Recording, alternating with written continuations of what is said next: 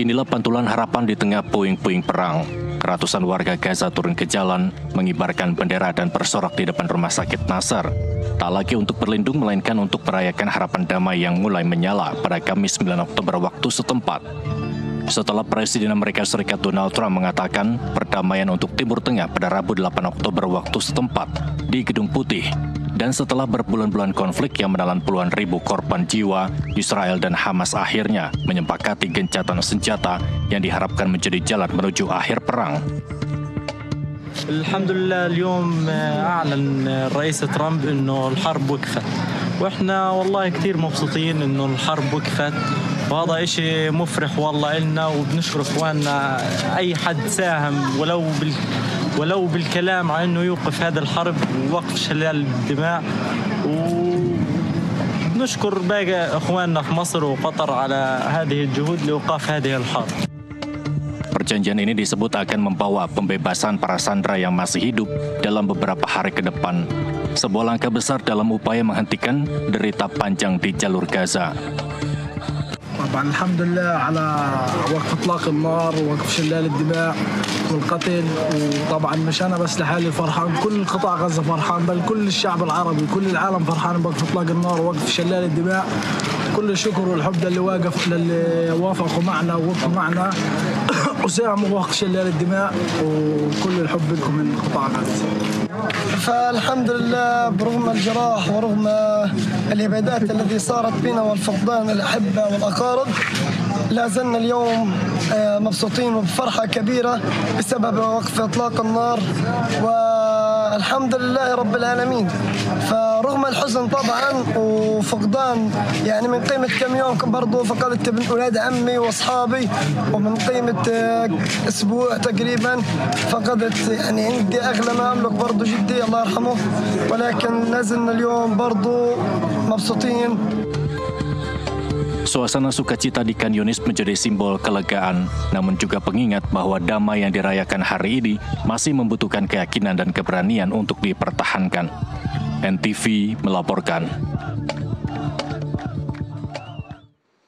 Sukacita warga Gaza menyambut gencatan senjata mengiringi asa terwujudnya perdamaian di Palestina.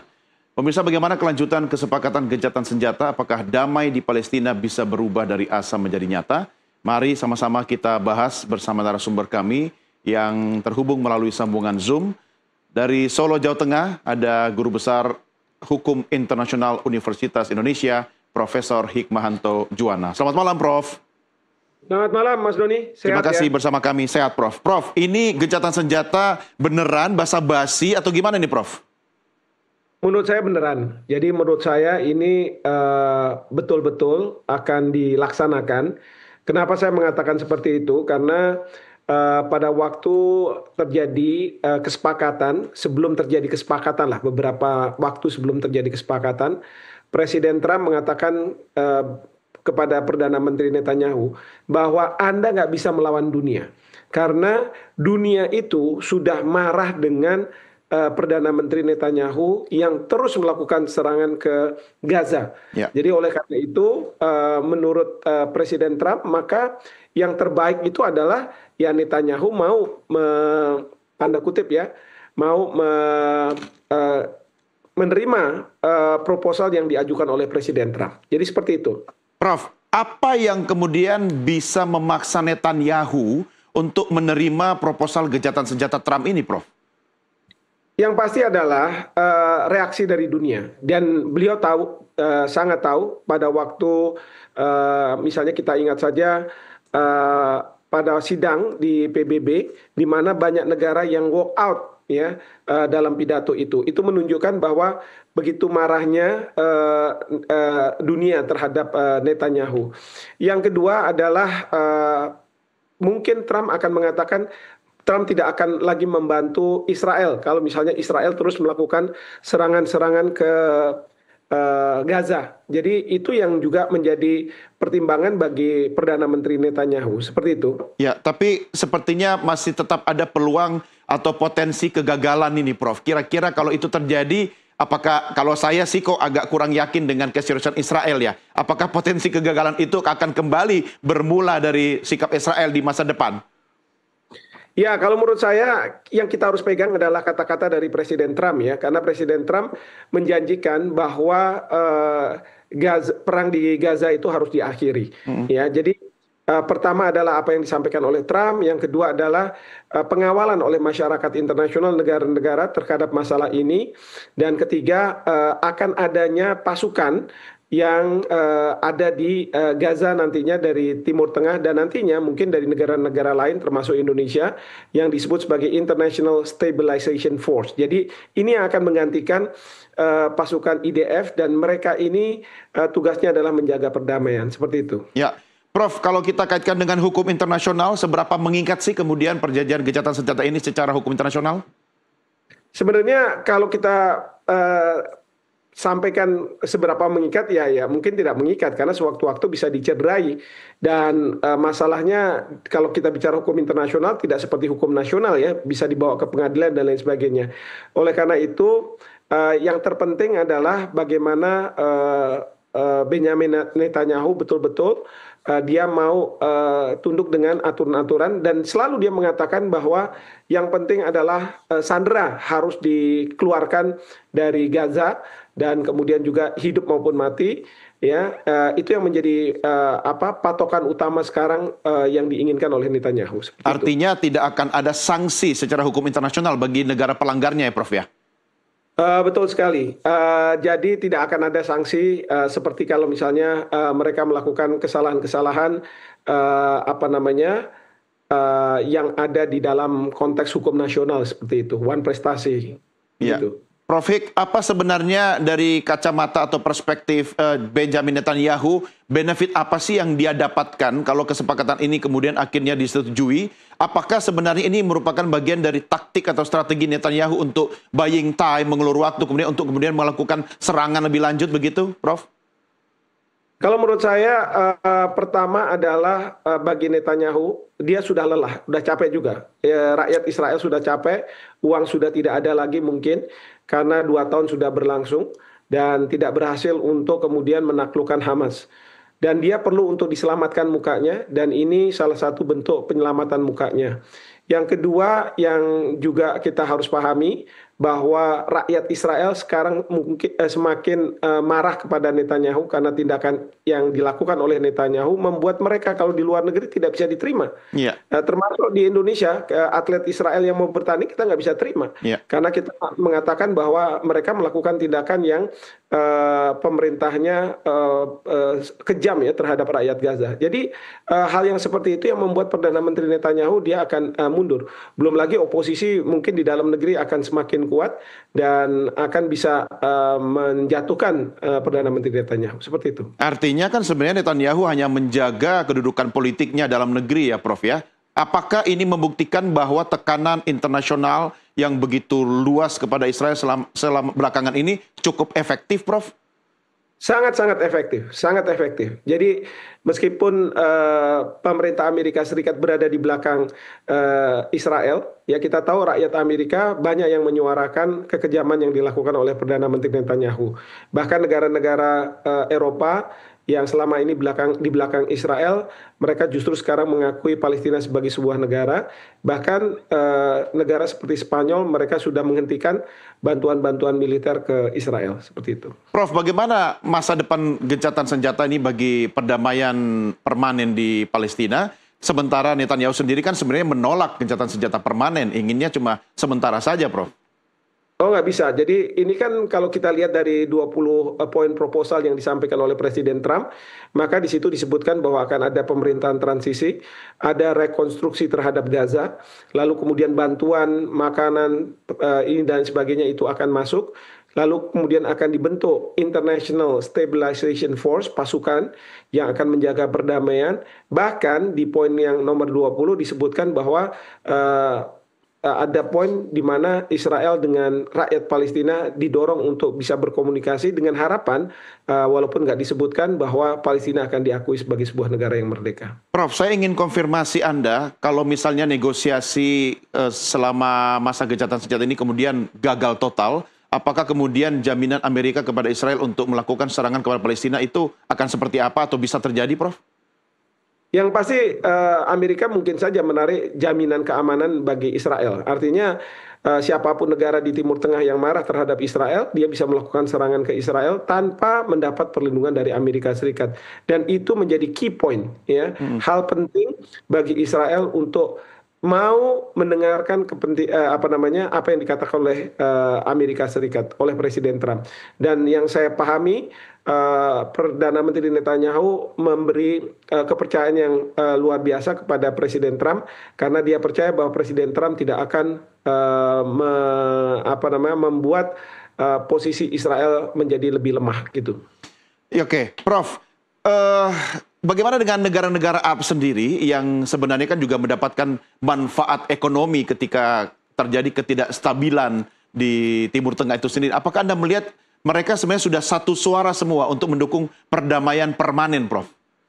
Oh iya, ini masalah persenjataan, keuntungan dari masalah senjata dan sebagainya harusnya dikesampingkan karena ini sudah bicara umat manusia dan semua negara sudah merapatkan barisan dan satu perspektif, satu pandangan bahwa ini harus dihentikan, ya, karena sudah tidak mungkin lagi tindakan Netanyahu yang mengatakan bahwa ini hak untuk membela diri itu bisa dibenarkan. Ini sudah harus dihentikan seperti itu. Ya, kemudian fokus selanjutnya terkait dengan penarikan pasukan, apa yang bisa Anda sampaikan, Prof? Ya, jadi sekarang ini dugaan saya IDF akan mundur, ya, karena perjanjian perdamaian gencatan senjata ini baru mulai hari Senin. Jadi jam 00 hari Minggu. Nah, hanya saja saya lihat di bagian tertentu di Gaza, rakyat mulai kembali, mereka sudah mulai merayakan kemenangan seolah-olah begitu. Dan kemudian tentara IDF mungkin khawatir, takut mereka akan diserbu, maka mereka melakukan serangan-serangan. Nah ini harus segera mundur, lalu kemudian harus digantikan pada pukul 00.00 dengan pasukan dari Timur Tengah yang akan menjaga gencatan senjata yang akan dilakukan pada saat itu. Termasuk Amerika Serikat akan menempatkan 200 personel tentaranya, itu apakah memang sudah merupakan bagian dari proses gencatan senjata, Prof? Ya, itu yang saya dengar kabarnya, meskipun ada juga yang mengatakan bahwa Amerika Serikat tidak akan mengirimkan pasukan tersebut. Jadi saya tidak tahu persisnya seperti apa, tapi kalau misalnya Amerika Serikat akan mengirimkan, mungkin juga itu dalam rangka Presiden Trump akan ke Timur Tengah dan memastikan bahwa perdamaian ini, gencatan senjata ini memang akan dilaksanakan oleh kedua belah pihak. Prof Hik, dari kacamata Hamas sendiri yang dikenal selama ini sangat keras, apa sebenarnya benefit bagi Hamas terkait gencatan senjata ini? Yang pasti satu adalah bagi rakyat Palestina mereka tidak lagi diserang. Itu menjadi hal yang penting bagi Hamas. Yang kedua adalah penyelamatan muka mereka karena mereka juga tidak mau kalau dinyatakan sebagai kalah menyerah begitu ya. Tetapi dengan menerima tawaran gencatan senjata ini dengan 20 poin itu, maka ini merupakan penyelamatan muka.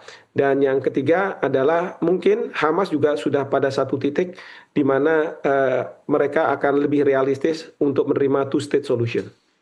Terkait dengan yang akhirnya memiliki otoritas di Gaza sendiri, menurut kesepakatan siapa, Prof?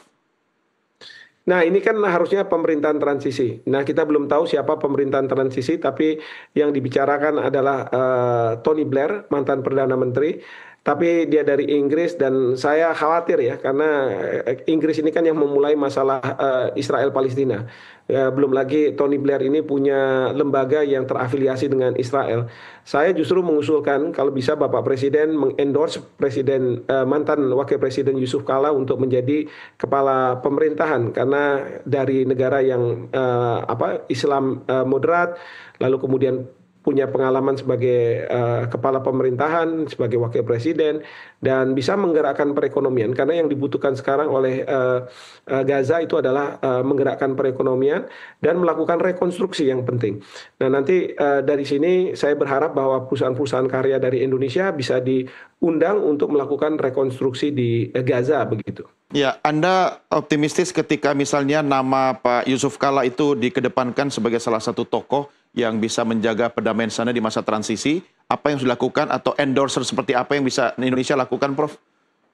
Saya rasa saya optimis ya. Jadi kalau Bapak Presiden bisa mengontak Presiden Trump, kemudian juga kepala-kepala pemerintahan, kepala negara yang ada di Timur Tengah, bahkan juga rakyat Palestina, saya yakin perwakilan dari rakyat Palestina, saya yakin mereka akan bisa menerima figur seperti Pak Yusuf Kalla ini. Artinya ini juga peluang bagi upaya diplomasi Indonesia secara internasional ya, Prof ya? Betul sekali, betul sekali. Dan ini merupakan kesempatan bagi Indonesia untuk berperan membantu rakyat Palestina yang selama ini mereka harus menderita dengan kekejaman dari Israel. Baik, Prof. Untuk selanjutnya, kalau ini kita bisa usahakan menuju sebuah perdamaian yang permanen, berarti sudah bisa kita berbicara terkait dengan upaya rekonstruksi Gaza, membangun kembali Gaza. Bagaimana, Prof? Ya, memang dalam proposal disebutkan bahwa akan ada rekonstruksi terhadap Gaza. Dan kemudian masyarakat tidak akan dikeluarkan dari Gaza, masyarakat Palestina, mereka akan kembali ke tempat-tempat yang selama ini dibombardir oleh Israel. Dan kemudian mereka bisa menjalankan kehidupan ya sebagaimana kehidupan sehari-hari. Jadi ini sudah mengarah ke sana. Kalau saya baca di 20 poin yang disampaikan oleh Presiden Trump. Oke, kalau terkait dengan kasus genosida, kaitannya dengan International Court Justice, itu akan seperti apa follow up-nya, tindak lanjutnya, terkait juga dengan paralel upaya perdamaian di Timur Tengah ini, di Gaza ini, Prof? Nah, ini yang kemudian mungkin bisa jadi kompromi, mungkin ya, karena Presiden Trump tentu tidak ingin bahwa Perdana Menteri Netanyahu dibawa ke ICC untuk kemudian diadili, karena sudah ada surat penangkapan. Nah, tinggal saya tidak tahu nanti seperti apa ini yang akan dihadapi oleh Perdana Menteri Netanyahu. Tentu kalau negara-negara Eropa mereka sih mintanya supaya Netanyahu bisa diadili ya, karena memang mereka sudah melakukan suatu pelanggaran. Ya. Dia melakukan pelanggaran. Ya, Prof, dalam beberapa hari ke depan atau dalam tenggang waktu tertentu, indikator apa yang bisa kita lihat yang meyakinkan Anda dan kita semua bahwa ini akan menuju ke sebuah perdamaian abadi? Jam 00 ada pengiriman sandera dari Hamas ke Israel. Lalu kemudian jam 00 bantuan-bantuan masuk ke Gaza. Dan kemudian pasukan dari negara-negara Timur Tengah akan mulai hadir, mungkin juga termasuk Amerika Serikat, saya tidak tahu persis. Nah, indikasi-indikasi seperti ini yang akan menandakan bahwa akan ada gencatan senjata dan ini akan dihormati seperti itu. Baik, Prof Hik, terima kasih sudah berdiskusi bersama kami. Selamat malam, Prof. Selamat malam, terima kasih. Pemirsa, demikian diskusi saya dengan Profesor Hikmanto Juwana, sekaligus mengakhiri NTV Prime malam ini. Kemerdekaan adalah hak segala bangsa, sehingga penjajahan di atas dunia harus dihapuskan. Meski sulit, semua harus berjuang demi menciptakan perdamaian di muka bumi. Mewakili rekan saya Desmond Chandra dan tentunya seluruh kerabat kerja, kru dan rekan-rekan redaksi yang bertugas, saya Doni De Keyser, berterima kasih atas kebersamaan kita. Selamat berakhir pekan, sampai jumpa. Merdeka!